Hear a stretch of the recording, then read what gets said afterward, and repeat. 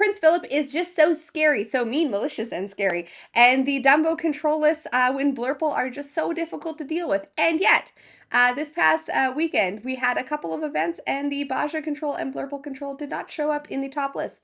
What's going on with that? Well, what I want to say first is that when you look at a set coming out, it's not totally unforeseeable for whatever archetype was strong in the previous set to really kind of like push its way forward in the new set in the first when the first kind of tournaments come out, which in this case was control. It was Blurple control, and then it went to Baja control. However, the first week of tournaments really just shows you what people are excited about and look at and see as a very strong combo. In this case, the malicious, mean, and scary paired with Prince Philip. But it doesn't mean that it is going to be unbeatable. You got to give it a week or two for people to get their hands on the cards, see what the boogeyman is, and then play against it in order to be able to figure out what decks they need to build to be able to beat them. So there's a rock, paper, scissors kind of theory when it comes to cards, and the rock, paper, scissors theory is control beats midrange, midrange beats aggro, aggro beats control. So if you see a whole bunch of control decks out there, chances are the deck brewers are going to throw together an aggro list to try to get under those control lists. And that's what happened this weekend.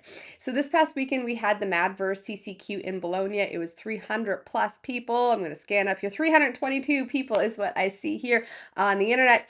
So a good number of people, a big event to be able to look at and see what was being played. And if we scan down those lists, there was no Baja control in the top 4. There wasn't even in the top 8. In fact, there was only one Blurple list in the top 8. Otherwise, we're looking at a decent amount of kind of like aggro or mid-range decks that were able to get there. Today, Josh and I are going to be playing those top 2 decks against each other. The first place list was a Lemon Lime Aggro Dogs list. I will be playing that. I'm so excited. There's a meta Dogs list. I know there was previously, and I don't know why there was such a delay for me to get excited about because I love anything dogs. So this just seems like a natural one for me. And aggro, I am a fan of aggro decks. The mid-range decks, which is an Amethyst steel deck, is going to be played by Josh, and it is a good-looking list. It is a good list that seems to be able to feel like it can take on aggro lists because it does have the removal, but the dogs list is just so fast, which is a great thing to be able to see here. So we are 1 full week in, so I guess 2 tournament cycles in as far as the meta for Whispers in the Wells go, and we can see that the meta is getting to a very healthy spot where there are multiple decks that seem to be able to do that rock, paper, scissors and show up and stand a chance to win. That's kind of my big lesson here, is that there might be a big scary deck out there, but chances are, so long as there's the cards to do it, someone's going to figure out a way to beat it, and we have that here today. So let's go into the deck list, take a quick look at them, and then we'll go into some gameplay to show you kind of how they're played. All right, starting with the top list. This is the Amber Emerald Dogs list. It is a very quick list. And the nice thing about this list is that it is kind of like the traditional aggro in the sense that it plays a lot of characters, it plays them fast, they quest hard, and these characters are disposable. If the characters get banished, that's okay. You got their lore off of them, and that was their main point. But then you have cards like Lilo that come back, or Lady that brings cards back. So the Lady, Miss Park Avenue down there, the 5 uninkable. She brings 2 characters back that cost 2 or less to your hand, and it means that you can just kind of replay them again. I use this to be able to get a lot of my aggro characters out there, and as soon as I saw her in my hand, I cared a lot less about the cards that were on the field because I knew I'd be able to bring them back and be able to push that lore forward. This list goes very wide, and you can see that with the amount of 1s and 2 drops that are there, and the fact that some of them get discounts for the other ones that are out there. So the Lady and the Tramp combo. So if there's a Lady out there, the Tramp costs less, and if there's a Tramp out there, the Lady gets more lore. So this is a really, really fast deck. Like I said, Mowgli is there really good to be able to strip cards out of your opponent's hand and be able to show you what your opponent's working with. Under the Sea is a great way to control kind of like the other aggro decks. But you can see that it's only a 2 of, which means that it's not necessarily there to be able to just under the sea the aggro list. Probably the goal here is to go quicker than the other aggro lists. The Emerald Chromicon really throws off opponents' math because if you can bounce their characters or if you can bounce your own characters, it means that you're going to be able to either save your characters that might be sideways that you want, or maybe the ones that get enters play triggers, like Lady, or Tramp even. Or it's going to throw off their math because if they challenge into one of your characters and banishes it, you can bounce one of their characters that might be able to challenge another character, which means you can save a lot of your characters there. I really like the list. I think it is a really good and strong and fast list. And it is totally one that is now on my radar to be able to play. So great build, great fun. You'll see it in a second. We're going to go on to list number 2 now, which is the Amethyst Steel tempo list here, or like mid-range list, I guess. So this is a classic looking Amethyst Steel list with some new stuff kind of tossed in from the new set. We have our early challengers like Hook and Calhoun. There's only 2 docks. I was confused about that because there's not a huge amount of card draw in these colors, and it feels like docks should be more. But I do think that there's I do think you want to be careful with unankables, especially with a deck like this where we want to be able to go up there as far as being able to play, your 5 and your 6 drops. There's enough evasive to be able to get the fun interactions with either Timothy O'Mouse or Dumbo. And then there's kind of like the big things as well that your opponent needs to be aware of, like the Hades or the Elsa that gets enters play triggers that can kind of get you extra things. Demona seems to be a bit of a finishing card. We didn't see her in this matchup. I want to see her played.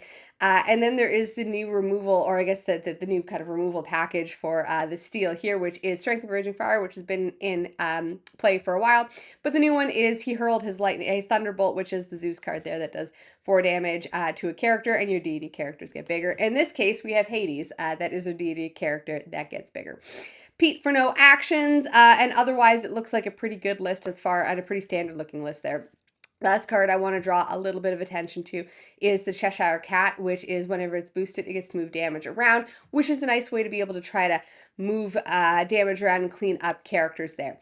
This list did struggle against the dogs list just because the dogs list was so fast, but in theory, this list should be able to do something about them if you can draw those Calhouns and be able to deploy them to be able to start benefiting from cleaning up your opponent's low-cost characters, but also with the removal of like Strength of Raging Fire, and he hurled his Thunderbolt. It is a good list. I do really like the look of this list. I've always liked kind of the Dumbo card draw potential there. But the dogs list is just so fast. And let me show you how fast it is. Josh and I played this match against each other.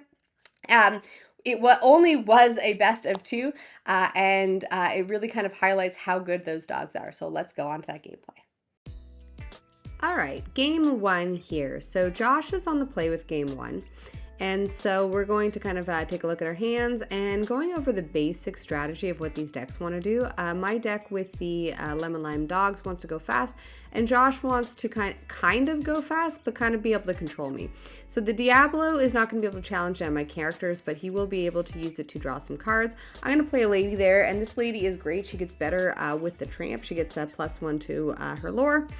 And I'm going to do something fun right here. So I pay 1 for a Tramp, and I pay 1 for that Tramp because he costs 1 less if I have a lady in play, and then I get to play another lady. So that is a whole bunch of lore that I'm looking at on the board, and I get to quest with that lady for 2 because there's a Tramp in.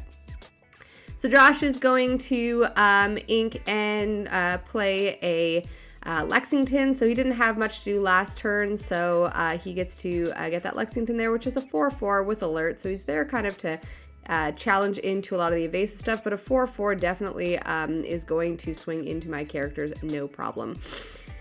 So I play out a whole bunch of other characters. I have a lady, another Tramp out, and Josh has to figure out how to challenge into my characters. So he challenges in, and then it is going to, and he challenges in with Lexington first, and he challenges in with the Diablo to be able to draw a card and play 2 more characters. So the Palace Guard and the Cheshire Cat. And then I've just got a whole bunch of characters out here to be able to do things with. So counting at my lore, I'm at 7 already. And I'm looking at a lot more. So I'm going to play an Emerald Chromicon, which makes Josh's math a whole lot harder when it comes to being able to challenge my characters, because I'm going to bounce this stuff. He gets to untap Lexington, or ready Lexington, because he had 3 cards or less in his hand. And now he's going to try to take a look here and see what he can do. So the problem here is that Josh needs to be able to challenge in as many characters as possible, but when he banishes one of my characters, I'm going to get to bounce one of his any character, I guess, his or mine, and I'm going to choose his so that he's got 1 less challenger out there. I do bounce one, his character there is Cheshire Cat, which is the one that can do the most amount of damage. Now he's got to be able to play some stuff from his hand to be able to get my characters, hopefully next turn. It's a struggle there to figure out what exactly he is going to want to play, because it kind of invalidates his turns when I can bounce his characters. Every time I've played against this Emerald Chromicon, I have just hated it, but you know what? Being on this side of the table, it feels pretty good. He plays a Cheshire Cat, and he's going to boost it, and then he's going to move damage to my lady, which is going to banish my lady, which means I get to bounce one of his characters back to his hand. I'm going to choose that Lexington so that he has less power to be able to punch my characters out with. All right, my turn here. I am going to, I want to be able to play out my whole hand, but instead I'm going to shift the lady, which lets me get 2 characters back from my discard pile. So I'm going to pick some of those ladies that are there, and that's just going to give me a whole bunch more lore. So the smart thing here is to be able to quest and then empty my hand next turn. So Josh draws a card. He's got a mitt full of cards there, but there's a lot of threats on the board as far as my characters go. And I'm at 18, so it's a lot for him to have to deal with. He's going to play out that Lexington. It's kind of one of his best fighters in his hand right now. A Calhoun would be better. Oh no, he takes it back there. So he's going to start to challenge in and do things first. So he's going to challenge in with a Cheshire Cat to take out my tramp. I bounce a Cheshire Cat.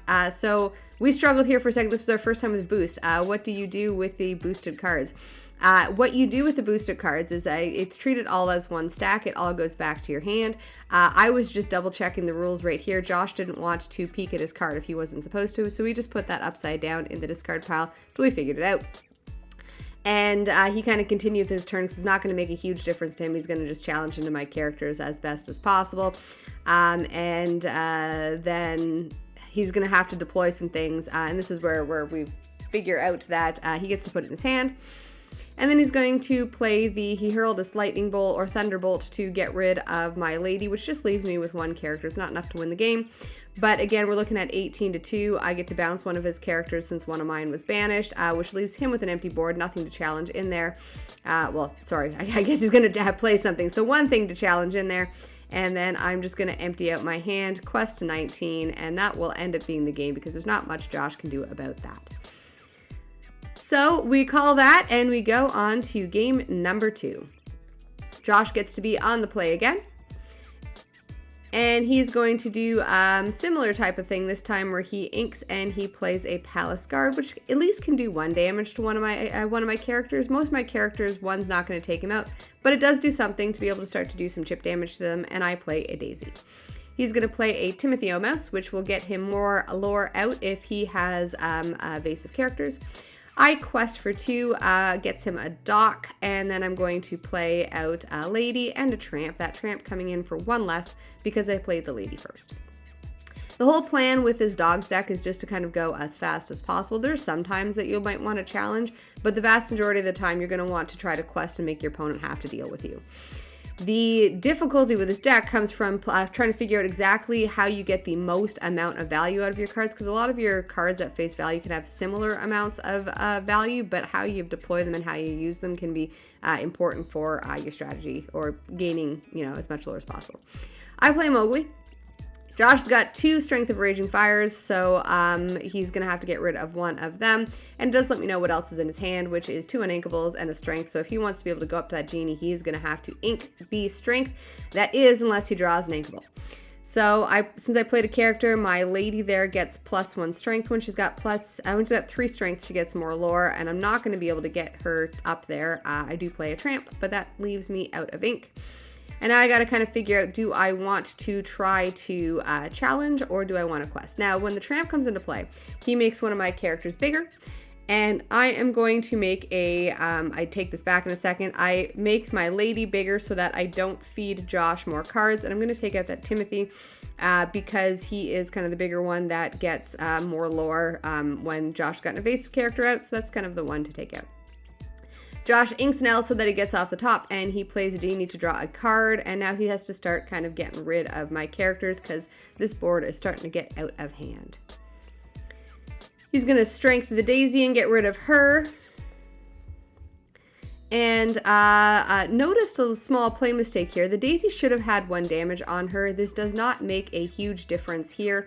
But it is important. This is, I guess, an important lesson to learn. We were kind of going a little bit fast here because we were under time constraints. Don't go fast. Don't rush things. Make sure that you're kind of looking at things and make sure that you're putting all of your right counters on things. My Daisy should have had damage on it, but if you can see, look at this. Look at the amount of characters that I have out and the amount of lore I'm going to get off of it. It's not going to make a huge difference. I'm going to quest for a whole bunch. I'm going to go up to, I believe it is 10 there. And that leaves me with 4 lore that is untapped for next time, which is going to be, again, a very difficult state for Josh to deal with. Taking a look at what we've got here, Josh is going to have to play something. This is the tough thing about a lot of these decks, is that Josh has to figure out what threats of mine to get rid of and what things to hold for his. So he plays a dock hoping for an answer to be able to take out as many things as he can on my side of the board. And now he's going to use his genie to sing a song to be able to get rid of Lady, which is kind of the biggest one as far as having to deal with things go. And deploys kind of as many threats as possible so he can try to clean up my board as best as possible for next turn. The math here says that I'm at 10. I'm going to quest up to 18. I could start to try to take out his characters, but if I make him utilize his resources taking my characters out, that is better for me. And that's exactly what I'm going to do. I'm going to quest up to 18. Josh is going to challenge in, get rid of as many characters as he can. So he's going to get 2 lore off of that Calhoun from challenging in. He's going to clear a whole bunch of my field, but he can't get rid of enough lore to make a difference there, and that is the dogs in 2. So as you can see, it was really good for the dogs. The dogs did really good in these matches. They were just fast and strong and powerful, and they did exactly what aggro decks want to do, which is not care what your opponent's doing and just race that finish line and have to make your opponent deal with you. Looking at the Amethyst steel list, I do think it should have been able to put up a bit more of a fight, and my gut says that Josh probably didn't draw the good half of the deck for this matchup.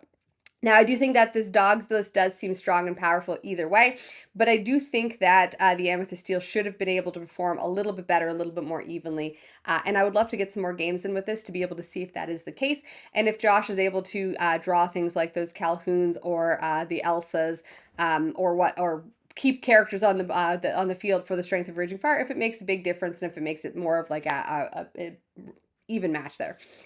I do really like the dogs list. I think that it is, like I said, doing aggro exactly the way that aggro should be doing it, which is playing impactful characters, questing with them, and just making your opponent have to deal with you. The fact that it's got a little bit of late game punching power with like the tramps and the ladies that bring things back makes it that much kind of better.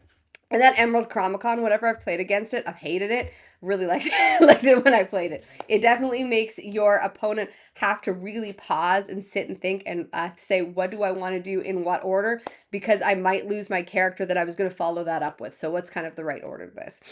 So that is the weekly replay for this one. It is really nice to be able to see, especially after 2 CCQs. The first CCQ of Whispers in the Well was control heavy, and the second one was mid-range and aggro heavy. So we have that kind of nice balance between that rock, paper, scissors of mid-range control aggro. If you're interested in the rock, paper, scissors theory, I have a video coming out tomorrow or Wednesday or something like that on how that works. But I guess to kind of follow this, to end this off here, what side are you on? Are you on rock side, paper side, scissors side? I didn't assign values to any of those. So are you on aggro, mid-range, or control side? Or do you want to be the curveball in the room and play combo? Originally, right now, I wanted to play combo. I have a combo list that I'm really excited about. But after playing this dogs list and seeing how fast it is and knowing that I am on like a year and a half of playing aggro at this point in time, or like an aggro version of tempo, I might be playing this one. I might have to go search for enchantments for this list because this list was a lot of fun. If you're interested in some sing-alongs, I'll have that against this list later on this week. But otherwise, I'm going to go unsleeve this list, go find my enchantments, and go play some pretty dogs.